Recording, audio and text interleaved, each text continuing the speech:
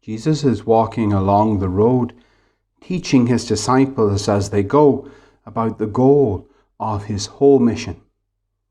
He is to be betrayed, to be put to death, and to rise again on the third day. He has just come down from Mount Tabor, where he underwent his transfiguration, and where Peter, James, and John witnessed his divine glory. On this journey, Jesus is now setting before them clear instruction on how things are going to turn out in the very near future. But their hearts and minds are on something else. He had made sure that the crowds did not know where they were going, nor the route that they were taking, so that he could have their undivided attention, because what he had to teach them was so vitally important. But what does he find going on among them? As they're going along the road, arguments about who is the greatest. Here they are, after spending so much time, almost 3 years, in close collaboration with Christ, hearing and seeing all the wondrous things, and yet they seem to have learned so little from him. They're jostling among themselves for position, recognition, and rank, and not for the first time either. The hearts of these disciples are so very different from the heart of their master.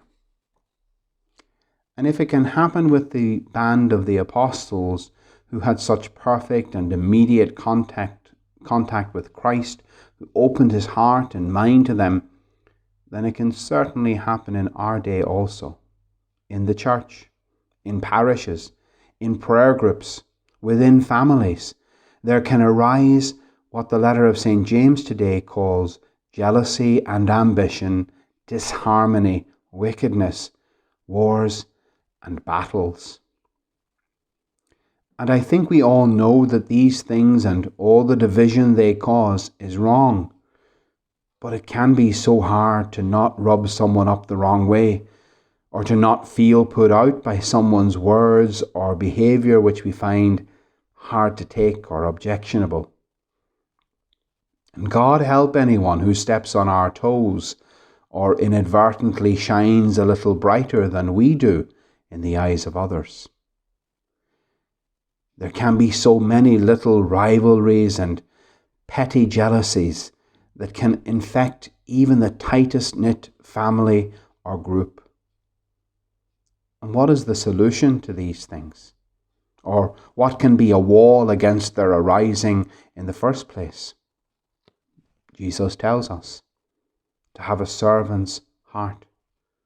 To have a servant's heart is vitally important, and to have a servant's heart will mean we will arrive at the only true greatness, a greatness of soul which all heaven looks upon with admiration.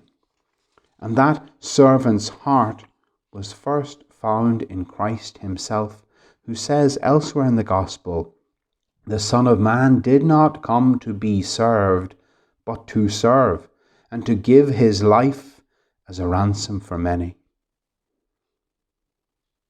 If anyone wants to be first, he must make himself last of all and servant of all, Jesus tells us. Those are nice words, great sentiments, and we can all nod our heads in agreement.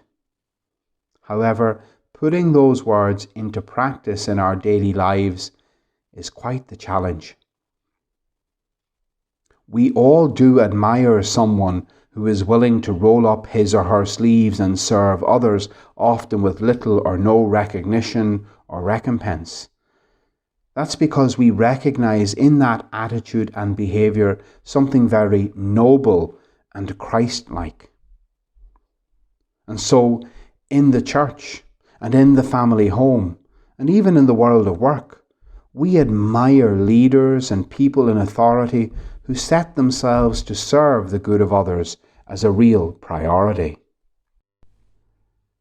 And that is the kind of formation Jesus was trying to give the apostles. And taking our cue from what Jesus has to say about serving, it might be true to say that Those who show themselves unwilling to serve prove themselves to be unworthy to lead.